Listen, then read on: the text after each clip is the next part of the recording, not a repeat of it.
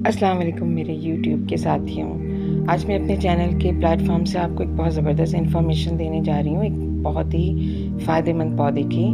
ये प्लांट है snake plant. ये आप अपने घर के अंदर या घर के बाहर ज़रूर रखें, किसी लॉबी में, किसी टेरेस में या घर के अंदर। ये बहुत कम मेंटेनेंस चाहता है, माँगता है।